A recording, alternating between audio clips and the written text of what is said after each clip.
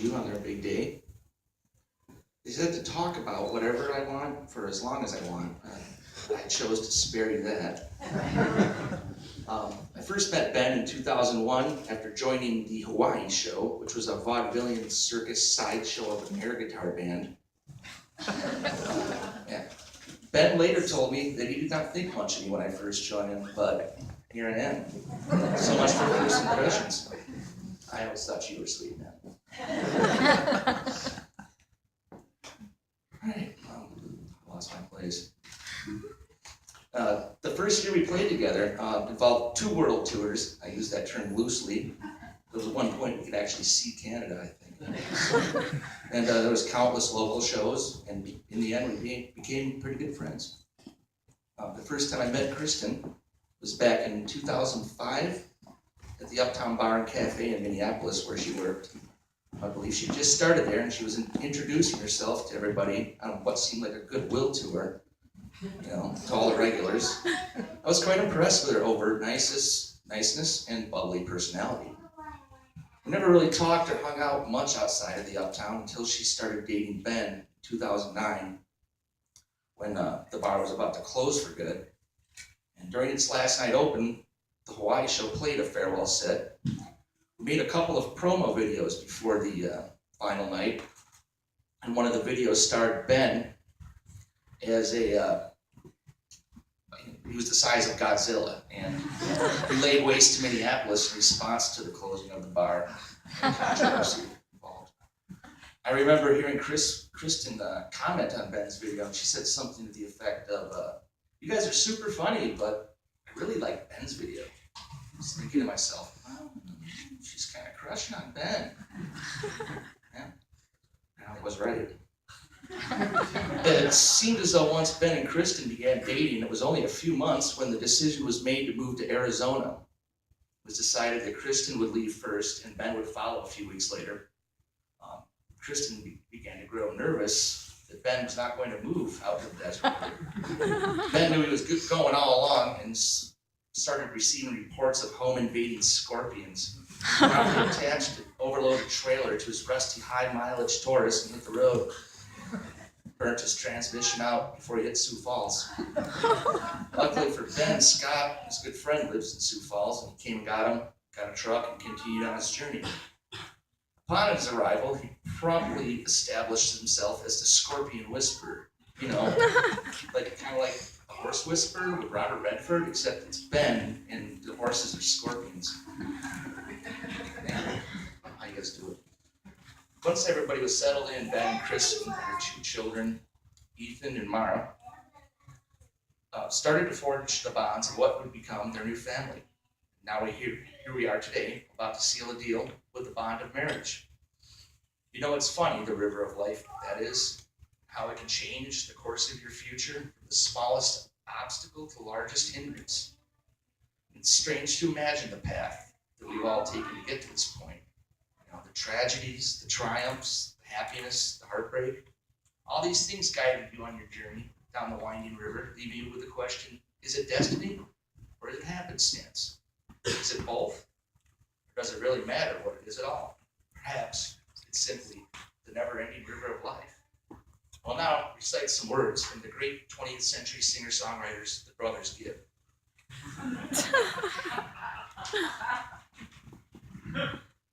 Baby, when I met you, there was peace unknown. I set out to get you with a fine-tooth comb. I was soft inside. There was something going on. You do something to me that I can't explain. Hold me closer, and I feel no pain. Every beat of my heart, we've got something going on. Tender love is blind. It requires a dedication. All this love we feel needs no conversation. Really hard not to break down the song right now. Islands in the stream, that is what we are. No one in between. How can we be wrong? Sail away with me to another world, and we rely on each other. From one lover to another.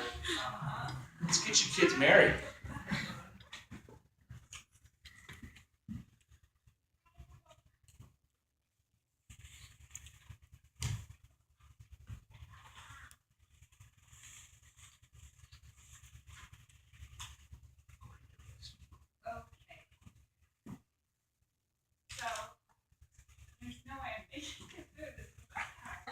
People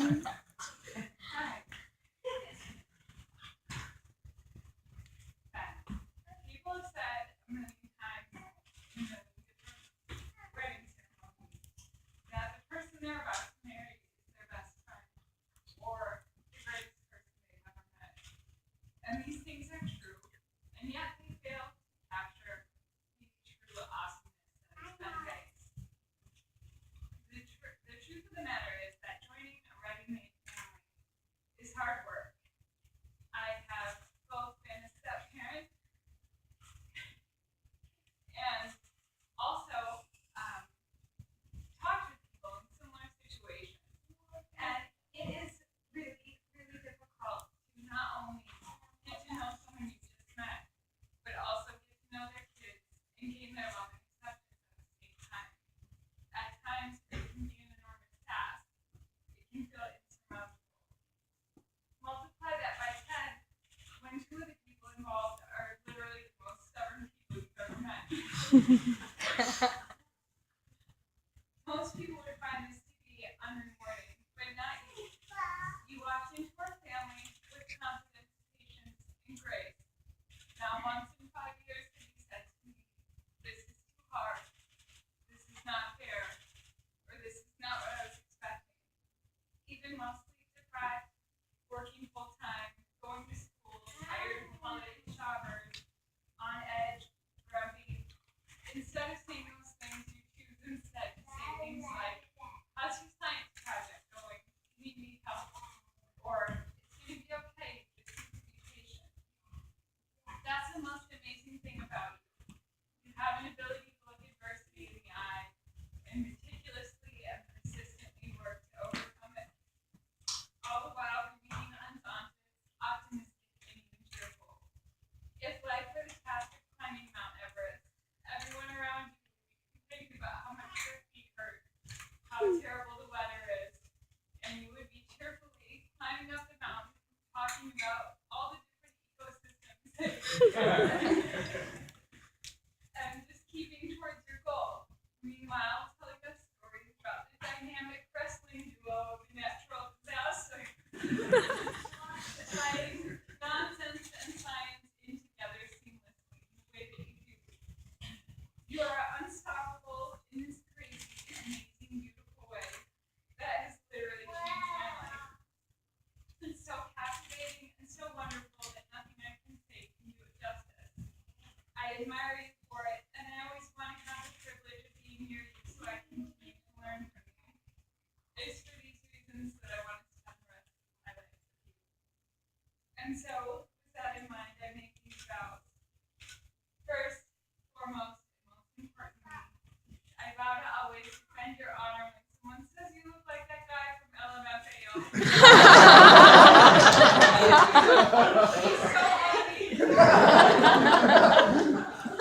I promise to always tell strangers that putting your hands in your hair is rude and uncalled for. I promise to love you through every obstacle that comes our way, to be faithful and honest. I promise to be excited about your dreams and to continue to support your goals.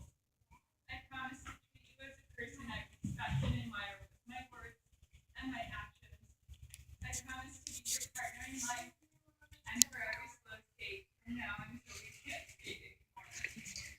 Lastly, I promise to work hard to try and make our life more and more like an 80s dance montage. Where we just breeze through our failures and all the boring stuff we have to do and focus instead on the laughs, our successes, and our awesome dance moves. I love you.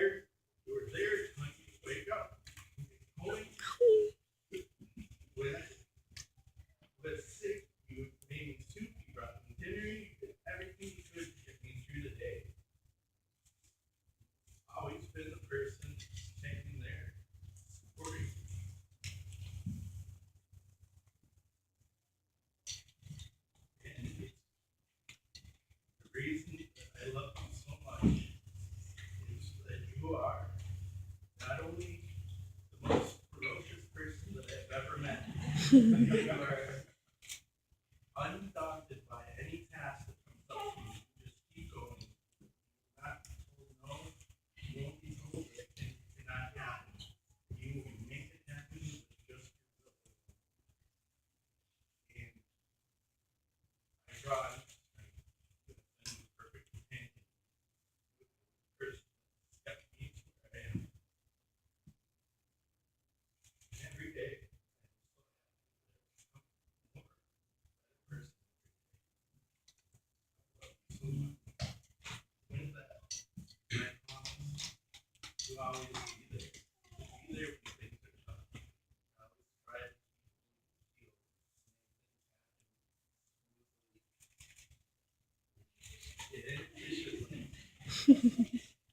I'm a little. I like to get I promise always to be there. I promise always to be there for people in my heart, in my health, where they want to talk.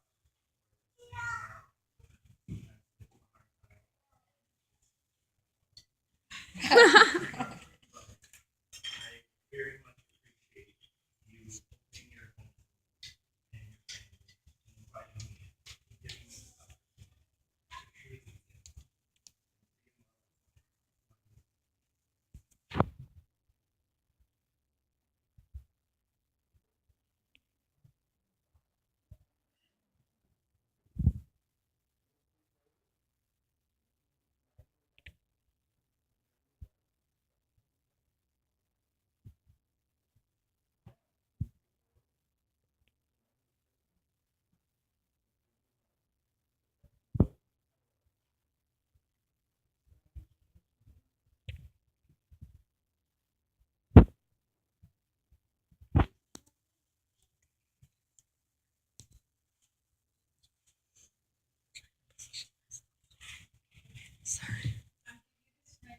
Symbol of my love and faithfulness.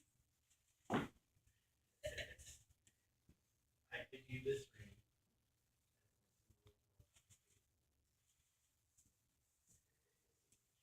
You guys should kiss.